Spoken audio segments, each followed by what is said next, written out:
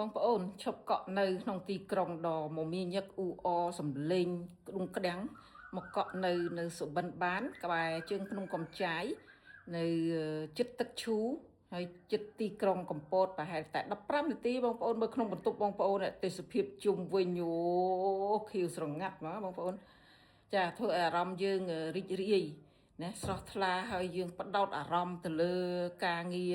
ប្រចាំសប្តាហ៍ក្រោយទៀតចាហើយអ្នកណាដែលធ្វើការស្រាវជ្រាវសរសេរសភៅសេអីបងប្អូនកុំភ្លេចមកស្នាក់នៅទីនេះណាសូម្បីតាមប្អួចក៏ចុងឈើមកដល់យើងប៉ះបានដែរបងប្អូនណាចាឥឡូវយើងចេញមកក្រៅណាក្រៅបន្ទប់ណាក្រៅបន្ទប់គេងរបស់យើងណាបងប្អូនអើយគឺថាខៀវស្រងាត់ហើយរីករាយហ្មងបងប្អូនអារម្មណ៍ផ្សារភ្ជាប់នឹងធម្មជាតិណាចាឲ្យយើងមានមនោសញ្ចេតនាណាកក់ក្ដៅស្នេហាអូនបងណាស្នេហា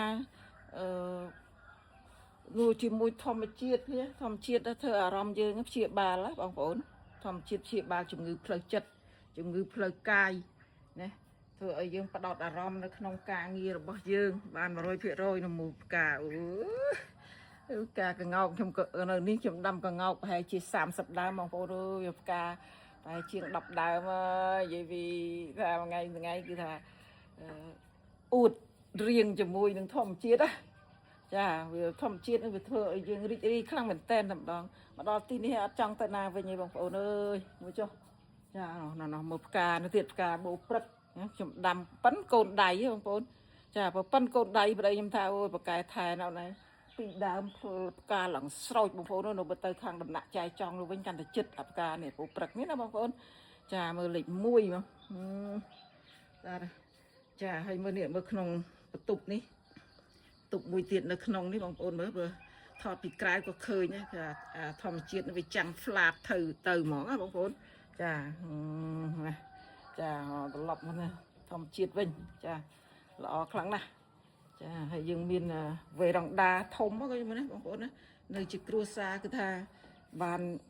រីករាយ100%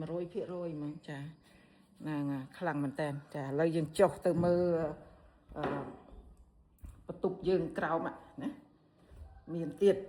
នេះចដាប្រើសឹកឈើបងប្អូនអើយប្តីខ្ញុំស្រឡាញ់ឈើប្រហែលមកជួយគ្រប់គ្រងគ្នាណា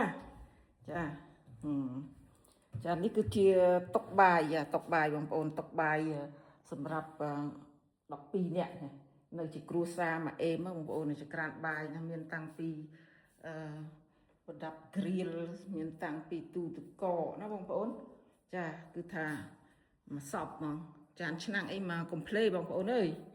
ចាមកគឺថាមិនបាច់បាក់រៀបចំអីទេគឺទិញតែម្ហូបមកដាក់មកណាធ្វើជុំគ្នាជាគ្រួសារគឺថាលេខ1តែម្ដងបងប្អូនអើយនេះរណាបានណារបៀបខ្មែរណាបងប្អូនណាចាឥឡូវយើងចូលទៅមើលបន្ទប់យើងមួយខាងក្រោមទៀតណាចាបន្ទប់គូស្វាមីភរិយាគឺថារ៉ូមែនទិក100%ណាបន្ទប់ទឹកក៏ធំដែរនេះបងប្អូនបន្ទប់ទឹកណាអូនេះគាត់ទ្វារចូលបន្ទប់ទឹកហ្នឹងអាកន្លែងទ្វារហ្នឹងក៏ពិសេសដែរបង្កើតភាពរ៉ូមែនទិកហ្នឹងបងប្អូនសំបីតាតាមប្អួយនេះក៏ឃើញទេសភាពបាត់ដែរបងប្អូនអើយចាងាយរកបានទេណាចានេះគឺក្រែនេះក្រែធំណាបងប្អូនអូ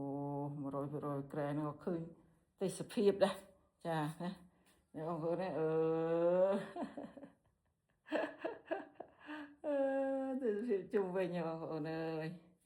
ចារ៉ូមែនទិកចានេះកន្លែងតុគួយតិចែកគ្នាទួលភ្ញៀវណាហើយអញ្ចឹងទេមកប្រើតុបាយនេះទៅអូខេក៏បានដែរចាហើយបន្ទប់មួយទៀតណាបងប្អូនចាខ្ញុំបើកភ្លើងទៅឆាច់នេះចានេះណាទៅខាងនេះក៏ឃើញអីទេសភាពដែរទេសភាពគ្រប់ជ្រុងហ្មងបងប្អូនអើយចានេះតុតសេមួយណាយើងអង្គុយតសេនេះមកណាស្រាវជ្រាវស្រាអីនេះអានេះកន្លែងពយួរកៅអៅមកណាអូស្នាដៃប្តីខ្ញុំក៏ធ្វើនេះសាមញ្ញបងប្អូនអើយប៉ុន្តែវារីឡាក់យល់ទេនេះទុកទឹកចាណាមើលនេះកន្លែងបើកទ្វារហ្នឹងក៏ ពិសេសណាបងប្អូនទេសភាពអូចាប់អារម្មណ៍ទេបងប្អូនចាប់អារម្មណ៍ឆាប់មកកក់មកចុងសប្តាហ៍ណាតម្លៃសមរម្យតាក់ទងតាមលេខទូរស័ព្ទ012 497 2288ជើងភ្នំកំចាយសប្បាយកន្លងរីករាយអូនបងសុភមង្គលធ្វើឲ្យជីវិតបង្កើតនិមលណាឲ្យមានសុភមង្គលជីវិតដែលមានន័យមិនធម្មតាណាខំ design បែបខ្មែរបងប្អូនអើយមកជួយគ្រប់គ្រងណាចា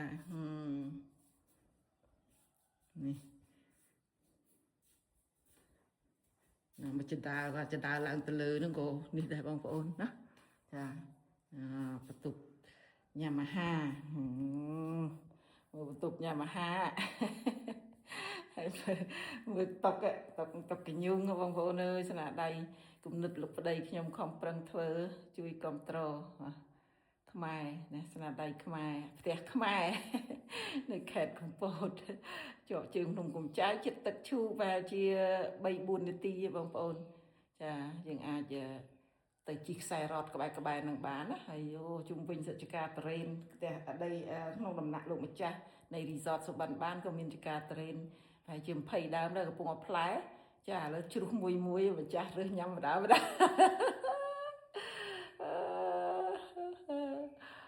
អរគុណច្រើនបងប្អូនសូមឲ្យមានសប្តាហ៍ចុងសប្តាហ៍ដ៏ល្អហើយកុំភ្លេចណាបំភ្លេចទីក្រុងមួយរយៈទៅចុងសប្តាហ៍មកស្នាក់នៅនឹងធម្មជាតិចាយករសជាតិជាមួយធម្មជាតិបងប្អូន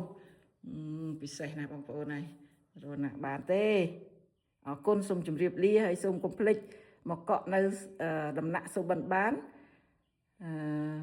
ដំណាក់លោកម្ចាស់ឬក៏ដំណាក់សុបិនបានដំណាក់ចែចង់នៅក្នុង resort សុបិនបានបងប្អូនយើងមាន12បន្ទប់ដែរណាបងប្អូនណាអរគុណច្រើន